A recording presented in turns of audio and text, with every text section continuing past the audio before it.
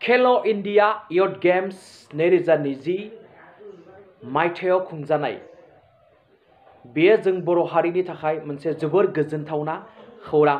बर'नि साब्रै फिसाफोरा सनानि मेडेल मोननो हादों। सानै हिनजावसा, सानै हौवासा। अंकुचिता बर', राजिब ब्रह्म, भुम मोसाहारि आरो पूजा बसुमतारी। अंकुचिता बर'आ बक्साराव 64 केजिनि जा बादायलायनाय बक्सार, बे बक्साराव सनानि मेडेल मोननो हादों। बे जोंनि बर' हारिनि थाखाय मोनसे जोबोर मोजां खौरां। जों बर' हारिया मोनफ्रोमबो बिथिङाव दावगालांगासिनो दङ आरो बेफोरबायदि दावगालांबाय थायोब्ला जोंनि बर' हारिया मोनसे समाव जोबोर गोजौ थाखोआव मोनहैगोन आरो बुहुमनि गासै मानसिफोरजोंनो सिनाय जागोन। खेलो इंडिया यूथ गेम्स 2020 मायथाइ आसामाव खुंजानाय, आसामनि गुवाहाटीयाव खुंजानाय, बेयाव मोनब्रै सनानि मेडेल मोननो हादों।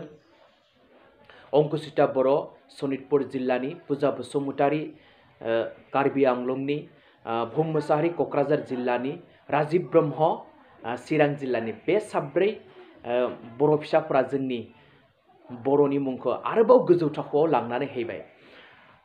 बिथांमोनखौ आं बड'लेण्ड टाइगार निउस चेनेलनिफ्राय रोजा रोजा साबायखर जासिबाय। आसा खालामबावो बिथांमोना आरो बेनिख्रुइबो बांसिन मोजां फिथाइ लाबोनानै जोंनि बर' हारिनि गेजेराव होफैयो।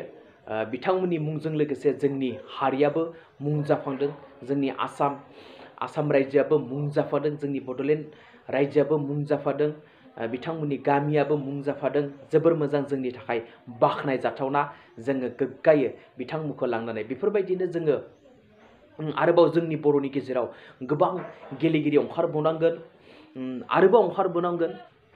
आं गासै बर' फिसाफोरखौ गुरैयै खावलायो, जों रां गैया होननानै, फैसा थाखा गैया होननानै जोङो उनफिननानै थानो नाङा। रांनि प्रब्लेमा जोंखौ गादबनानै दोननो हाया।